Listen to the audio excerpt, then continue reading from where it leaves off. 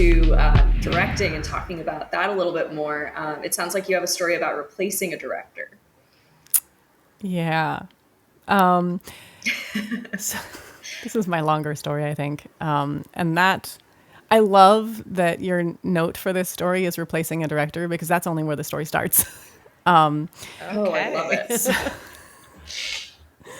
So this was long ago, like more than a decade ago, I think. And it was a proof of concept shoot for a feature.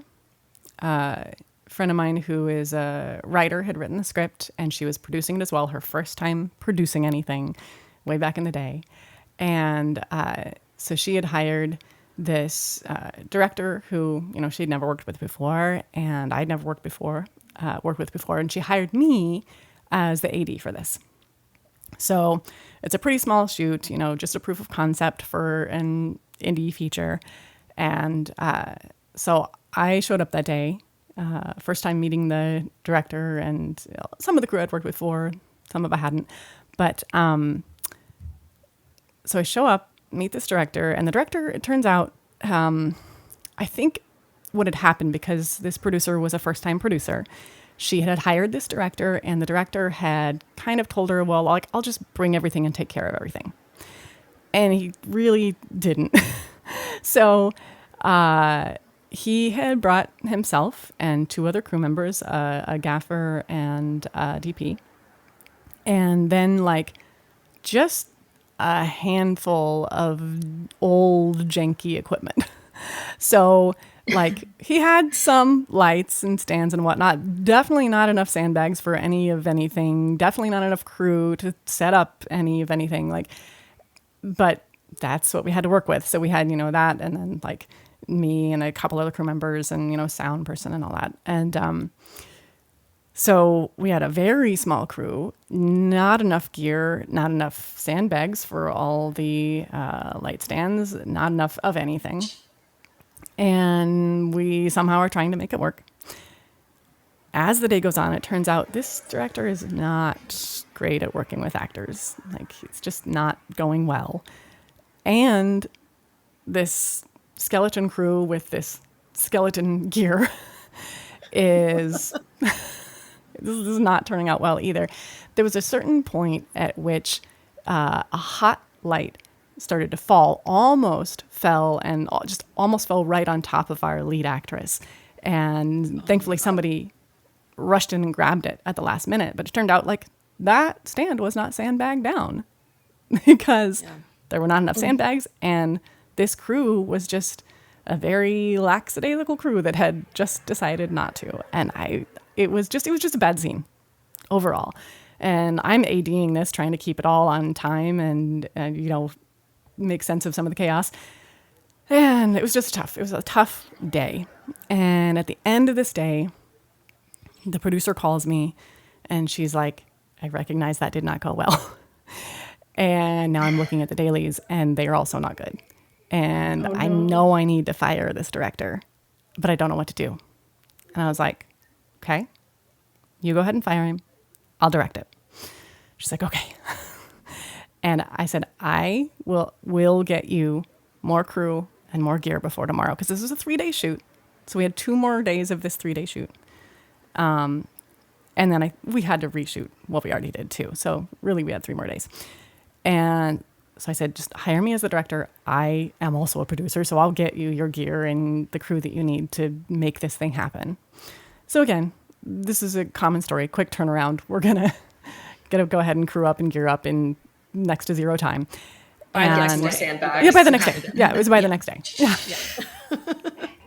So this is what you do, especially when you're producing. You just like, you know, send out texts to everybody you know and you call in favors and say, hey, can you get me out of this pickle? And so I show up the next day with better gear, more crew, and make an announcement to the existing crew that's still, you know, here from before, that's not the crew the director had brought with him before.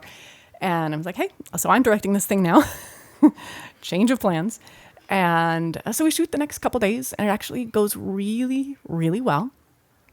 And so we've got those 2 days in the can.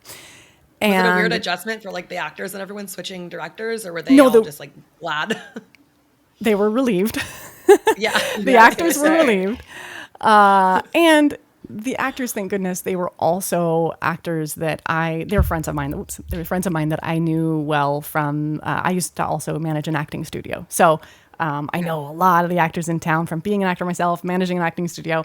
So they were friends, and we were like, okay, good, we're going to get along great.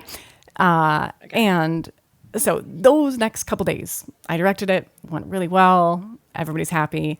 And then we had one more day to shoot that was this big cocktail party scene. And so we had like, a week, I think, gap between this little shoot and then the cocktail party scene. And so the producer, again, was taking care of, most of everything. And it comes to the day of the cocktail party scene. And we had been shooting in the producer's house, which was really smart, saved money. She's got a big house. And so basically we needed a whole bunch of extras for this cocktail party shoot. And so like the front living room of this house was extras holding. And then upstairs in like the office upstairs was our kind of green room for the lead actors. And then in the back of the house, like the patio balcony areas where we're going to be shooting cocktail party. And also in the back of the house, like, is where I'm also shooting other scenes before the cocktail party scene. So as the night gets started, I'm in the back of the house shooting these other scenes leading up to the big cocktail party where we're going to have all the extras and whatnot outside. And as I'm shooting all these scenes in the back of the house, the extras are all filing into the extras holding in the front living room. And, stuff's going on out there that I don't know about because I'm busy directing in the back. And I start to hear rumors. I start to hear rumors that somebody or some people have shown up drunk because it's evening, right? And so there's some rumors that somebody's drunk or somebody's drinking. I don't know what's happening. So I have to call break so I can go deal with whatever's happening. And so come to find out, I think a few people had started drinking, but one of the supporting actors who had a big role that night, her only big scene in this whole shoot was that night. She had shown up very, very drunk. I was picturing just the extras, which would be one thing, but no, yeah, she was real partying before the pretend party. Oh no! And on top Method of that, acting. the producer's husband, of course, this is his house, and he doesn't have any, at this point, he didn't have any experience on shoots. So in his mind, he'd been like, oh, this is a party scene. I'm going to help people get ready for the party, and I'm going to give them alcohol in the front. So he had been bringing alcohol to the people in extras holding. So I had to go talk to him and be like, hey, I know this is your house, but it's my set right now, and I can't have that. So I need you to not give alcohol to anybody. So I dealt with that part, a little education about how we handle things on set. And then I'm like, now I need to go talk to this actress who I can't shoot her scene tonight. She's shown up drunk and we can't shoot it. So I need to find somewhere quiet so I can talk to her about this and, make it as graceful as I can. And so I'm like, hey, let's go upstairs. I took her upstairs to the room right across from the office where we were, the other actor's green room was. And I just sat down with her and tried to break her the news as, gently as I could. You're really drunk and that means I can't shoot your scene tonight. And she immediately got just furious. She stood up and towered over me and Oh my God. yelled it was anger directed fiery at me like I've never experienced before. And then she lunged at me and started strangling me. What? And oh my God. so, Oh my God. I mean, she's drunk, and some people get angry drunk. You know, you Holy shit, don't know no, what kind of drunk you are. And Wow. yeah, so she's strangling me, and I stand up and yank her hands off of me and put my hands and back away. And as I'm backing out of the room, I remember saying like, "Hey, she's trying to strangle me. I'm I'm just trying to announce what's happening here." Oh my God. And I backed all the way up into the green room office where our other actors were. And at that point, again, I'm shaking. I'm like, just Yeah. the complete Holy shock moly. of what has just happened. So I'm Yeah. shaking. And again, the good thing is that our lead actors in this were good friends of mine. And so I remember them just kind of like holding me as I shook and was like, what the hell just happened? Somebody tried to strangle me. And Oh my God. so they helped me collect myself. And while I'm collecting myself upstairs with my leads, the other actor is, of course, still drunk. And now she's walking around just like, being angry about the fact that I've told her that we can't shoot her scene now. And she wouldn't leave. And so I ended up having to call her agent and say, hey, you got to tell her to leave. So thankfully he did, and we didn't have to escalate it any more than that. So he called her and said, you need to leave. But yeah, so that was the time I got strangled by one of my actors on set. That is crazy. I mean, okay, I can see why your husband doesn't remember the other gunshot incident, because after this, like, holy shit, like, God. Yeah, it's it's just weird. Like when I think back on it, the mental image of my head is very much like, you remember in Lord of the Rings when Galadriel gets like possessed by the ring and she's like, I could destroy you. That's what the energy it felt like coming at me from this person. Like, Just like everything's being sucked out of the room. Yeah, it was a little bizarre. And, I'm sure it was bizarre for her too. We all have done things that we regret. Well, we regret when we're drunk. So the point I want to make here, actually, and I never want to tell this story without also giving an addendum to it. Several years later, that actor contacted me, and she gave a lengthy apology.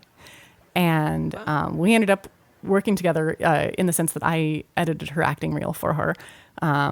So nice. I just always want to mention that there can be second chances. There's not always, but there's usually a chance for repair, even in the most bonkers sort of situation where somebody tries to strangle you. There's still an opportunity for repair and second chances, possibly, and in this case there was. Everybody involved kind of learned their lesson from that. So the producers learned like, oh, okay, we should, make sure there's no alcohol on set. And, that producer's gone in to do wonderful things now.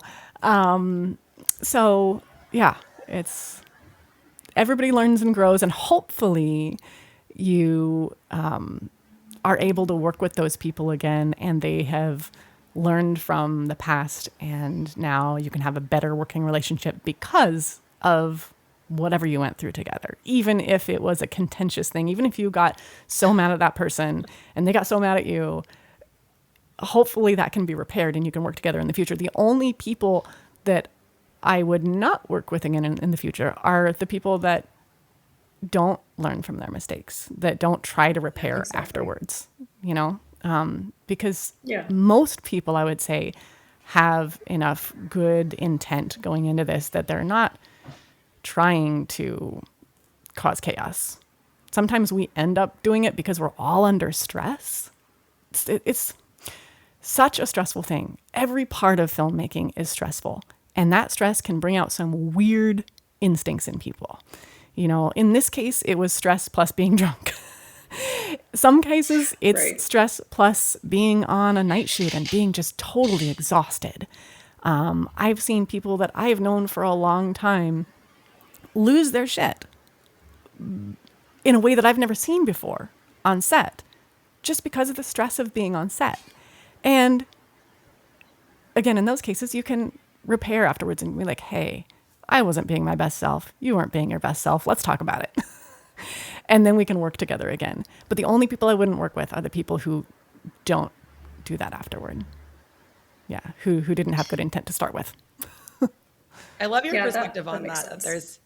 that there's a chance for repair, and that's super cool that you actually edited her actor reel and like had that forgiveness and you guys actually worked together. I was not expecting a happy it's end of the story. It was a couple years later, so we both had time to cool off from that incident, I think. Like you said, you never know what someone's going through. You don't Yeah. kind of know what they're bringing to set. That it can always be kind of a curveball. And Yeah. it might not be at face value like what kind of emotion someone is experiencing, and especially when you add alcohol to that whole situation, it can definitely, cause more friction.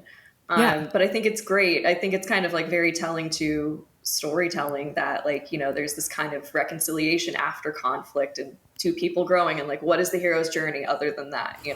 Right. So it's kind of perfect. Yeah. Yeah. And I try to keep in mind to have as much grace as possible and also have boundaries. Especially when you're in the midst of things on set, oftentimes that's boundary time. It's time to be like, we can't deal with this right now. We can't discuss this right now. We have to move on and shoot this thing. And then, still do that with as much grace as possible. And then afterwards, full on grace mode where you're like, okay, let's talk about it. Let's figure this out. Yeah. Yeah, I think that's a really important ingredient to that is grace. I think I don't know that I've experienced a whole lot of that in this industry, so I think it's definitely something to capitalize on, and it is super important to function with grace, and especially in a directing role.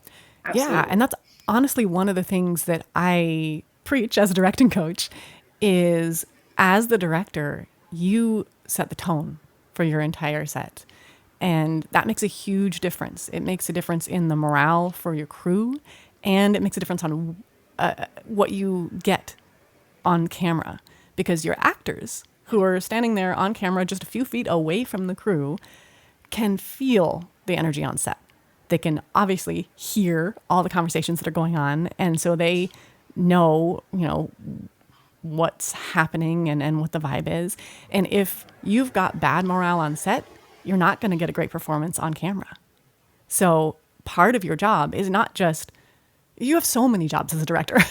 You're not just protecting the vision and translating that vision to the actor and then translating that vision to the DP. You're also in charge of the morale for this whole set. And hopefully you've also gathered a team that can help you with that morale. I like to have an AD who I can trust, who's also going to be boosting that morale along with me. But yeah, it makes a huge difference. It really does. Yeah, you're not directing what the camera. You're not only directing what the camera is shooting, but also a lot of what's happening behind it. And as you said, yeah, like having an AD who will help also protect you from the team as well is imperative. It is imperative. Yeah. And like little things, like I talked before about how pressure can affect an actor. And oftentimes that pressure comes from knowing that we're running behind and feeling like, oh, I need to get this take right, because if I don't, I'll make us run more behind. And so it's really common for an AD to kind of loudly announce when you're running behind, right? And I like to make sure I have a conversation with my AD beforehand. So I'm like, you talk about schedule quietly to me, so only I can hear it. And whoever else needs to hear it, that's fine. Go to them face to face and talk to them. But I don't want my actor to overhear anything about the time, because I want them to feel like they have the time to do their job. Because the more free the actor feels, the better performance they're going to give. So in this kind of paradoxical way, we're going to save time by not letting them know that we're short on time. If you can make the actor feel like they have all the time they need, then you're going to get your performance that you want sooner, and therefore you're going to save time, which is a weird concept to wrap your mind around, but yeah. I think that totally makes sense, though. Time does add a lot of pressure, and you definitely, no one performs well when you're feeling stressed out and like, so. Right. I Especially love when your that. job as an actor is you can't just power through. So many other jobs, you can, do your job when you tune the rest of the world out and you just put your head down and power through. Yeah. But acting is the complete opposite of that. You have to relax and be open and act natural and respond to to everything that's pacing, going on. Just respond naturally to whatever's going on in your environment. And depending on the scene you're shooting, you're usually shooting something that is a lot slower paced than the film set you're on. Very And true. so you have to settle into the pace of the scene. It's just, you can't feel pressured as an actor because that's gonna make things bad. Exactly. And then you don't achieve the performance that you wanted, and Yeah. yeah, And no, I then you totally waste get time. you. It's ironic. Yeah. The more time you give your actor, the less time it'll take. Very true. I love that. That's a good rule Yeah. of thumb. And the weird thing is, like, I think directors feel like it's scary. Like, I say directly to actors, hey, you have infinite time between the words action and cut. Like, you can take all the time you want. And by saying that, then they're relaxed enough to just, do their job. And I think directors are afraid that if they say something like that, then all of a sudden the actor is going to just take so much time. But the thing is, they can't actually take more time than the scene takes. The scene's going to take about the same amount of time no matter what you do. It's not like your actor is going to suddenly start moving in slow-mo.